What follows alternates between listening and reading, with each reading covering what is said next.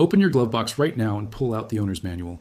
Most of us treat that book like gospel, a set of engineering commandments handed down by the people who built the machine. But flip to the maintenance page and look closely at the oil change interval, 10,000 miles, sometimes 12. Compare that to what a mechanic would have told you in the 1980s, and the gap looks almost reckless. So which is it? Did the chemistry actually get that much better, or did something else change that has nothing to do with your engine's health? The honest answer is a little of both, and that's exactly what makes this interesting. Full synthetic oil genuinely is a better product than the conventional stuff your dad used. The base molecules are more uniform, the detergent and anti-wear packages are more sophisticated, and manufacturing tolerances inside modern engines are tighter than they used to be. All of that is true, but it's also true that automakers have a second customer nobody talks about on the showroom floor: the fleet buyer.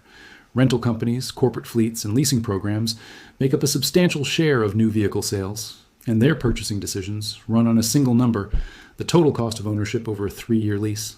A car that needs 10 oil changes during that lease looks expensive on a spreadsheet. A car that needs 3 looks cheap. That spreadsheet has real influence on how maintenance schedules get written, alongside the genuine chemistry improvements. 2 forces, 1 number on the page, and most drivers never see either one. Here's the part almost nobody explains well.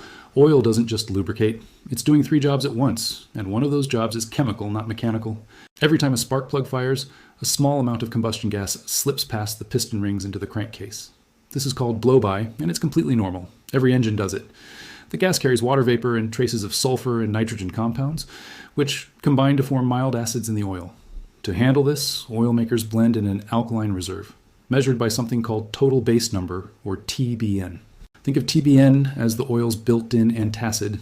Fresh oil starts with a healthy reserve, somewhere around 6 to 13 milligrams of KOH per gram, depending on the formulation. That reserve gets consumed gradually as it neutralizes acid. This is where the marketing gets ahead of the chemistry. TBN doesn't fall off a cliff at some magic mileage number, and it doesn't deplete at the same rate for every driver. It depends on your fuel, your engine design, and especially your driving pattern.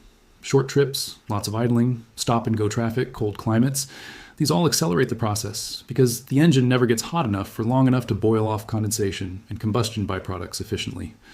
A highway commuter and a school-run parent putting on the same 10,000 miles a year can end up with very different oil condition at the same odometer reading. Most manufacturers' own service literature acknowledges this by defining a separate severe maintenance schedule, and the description of severe conditions reads a lot like ordinary daily driving for most people. That footnote matters more than the headline number. Mechanical wear tells a similar story.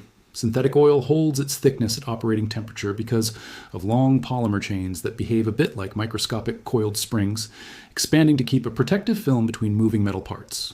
That's a simplified picture of a more complex chemical process, but it's a useful one. Under enough repeated mechanical stress, particularly the kind generated by high revving cam lobes and modern lightweight timing chains, those polymer chains can shear and lose some of their thickening ability over time. This is a real measurable phenomenon in used oil analysis, and it's one more reason severe duty driving eats into an oil's working life faster than gentle highway miles do. None of this means your engine is quietly dissolving between changes. It means the safety margin engineers build into a normal interval shrinks under harder conditions, and the printed number on the sticker doesn't know the difference between your commute and a Sunday drive. Push oil well past its useful chemical life, especially under those harder conditions, and the consequences are cumulative rather than dramatic. Acid that isn't neutralized can attack soft-bearing metals over the long run. Oil that's lost viscosity control offers a thinner protective film exactly when cam lobes and lifters need it most. None of this throws a warning light on day one. Wear accumulates quietly, and it tends to show up much later, sometimes well after a warranty period, as reduced compression, a noisy timing chain, or a check engine code for cam timing correlation. Whether a given engine ever reaches that point by 10,000-mile intervals depends heavily on the vehicle, the oil, and how it's actually driven. So treat any specific horror story, including a repair bill in the thousands of dollars, as illustrative rather than guaranteed. None of this is a secret conspiracy. It's closer to an incentive mismatch. The people writing the maintenance schedule are balancing warranty cost, fleet economics, and marketing against long-term durability for a car that may change hands 2 or 3 times. Manufacturers aren't lying when they say the oil is better. They're just optimizing for a number that isn't the same as how long will this engine survive being driven the way most people actually drive. If you want to hedge against that gap, the fix is simple and doesn't require confrontation with anyone. Look past the standard interval printed in bold in your manual and find the severe service schedule further back in the book. usually a shorter interval, often around 5,000 miles or 6 months.